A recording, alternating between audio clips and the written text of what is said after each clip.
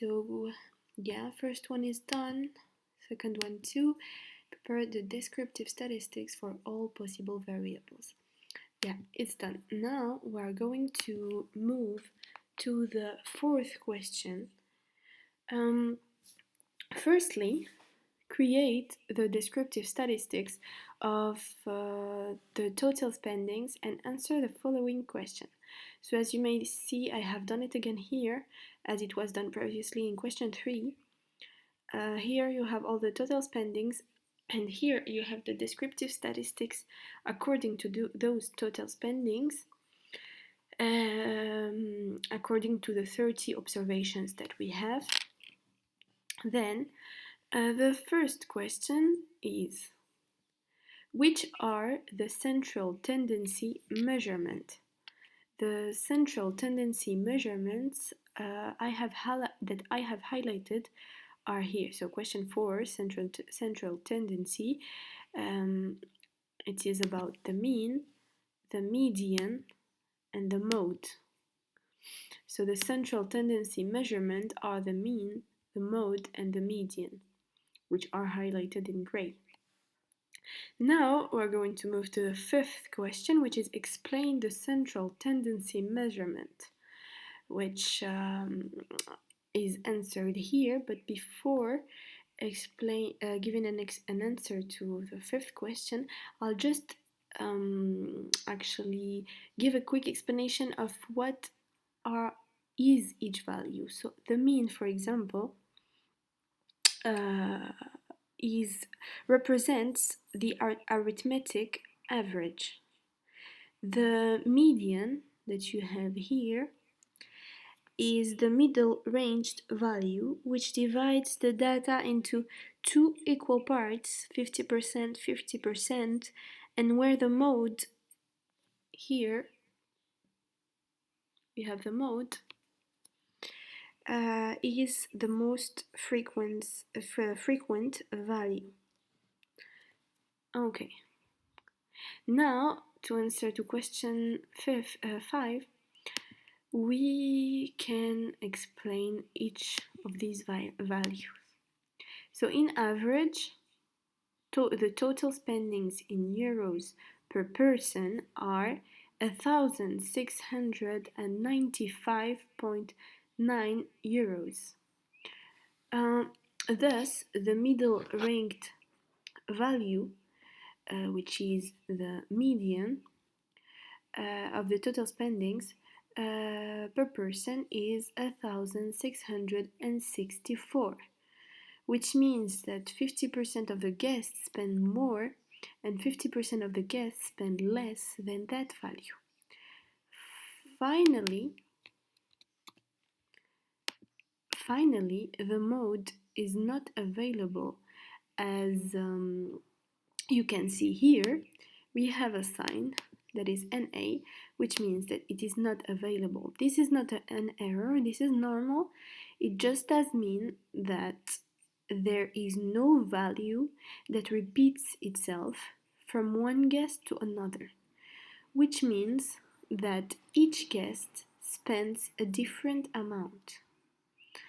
Okay, then we have question 6 here. Okay, which are the variability or dispersion measurement of the total spendings? So I have highlighted them in light blue. So as you may see, it is the range, it is the sample variance, the standard deviation, and the standard error. Right? This is for question 6. Then we have question 7. Give an explanation or a definition about each of the variability measurement you identified. So here I have explained them. The standard error is given by one calculation, which is the standard deviation here, divided by the square root of all the observations. Then we have the standard deviation, which is the measure of how close the data is to the minimum. which is here. Okay, then we have the sample variance, which is the square of the standard deviation, which means that this value is this value squared. And finally, we have the range, which is the difference between the minimum and the maximum. Then, the question 8, which are the measurement of the shape or normality, and include an explanation as well. So for the shape, we have highlighted the values in yellow. So here you have the kurtosis and the skewness. So to give a quick explanation of both of them, so if the kurtosis equals to 0, which is not the case here, but let's just clarify it. If the kurtosis is 0, it means that it is a normal distribution. But here, the kurtosis is negative, as you may see. So this means that the spendings are relatively flat. Then finally, we have the skewness. The skewness is here positive, which means that it is right skewed. To also clarify more information about the skewness, so if the skewness was equal to 0, it would have meant that it is expected to be symmetrical. And if the skewness was negative, it would have been left skewed. Okay, this is all for question 8. Then we have question 9. Calculate the confidence interval with 95% confidence level for the total spending and explain what it means. So as you may see here in the descriptive statistic table, we have the confidence level.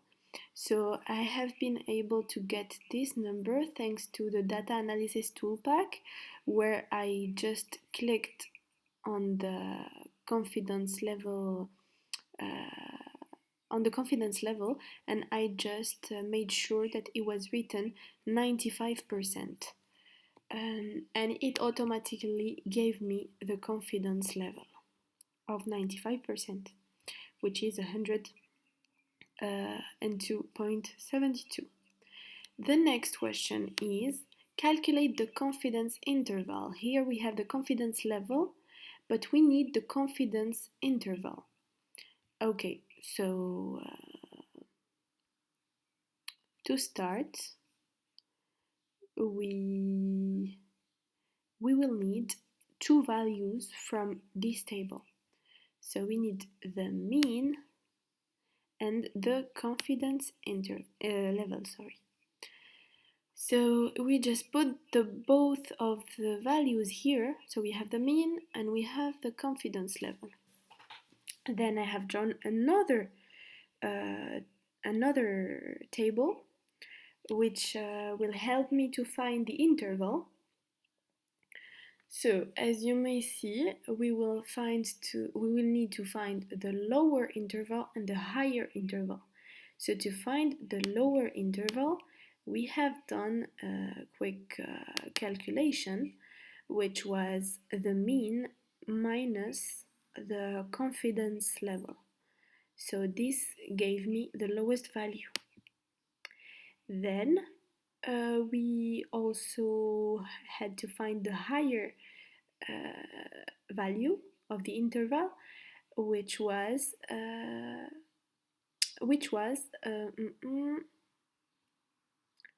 calculated through a simple addition with the mean and the confidence level. So the confidence interval was 1593.17. This is the lowest value, and the highest value is 1798.62. So this means that there is a 95% confidence that the guests are spending in between this value and this value.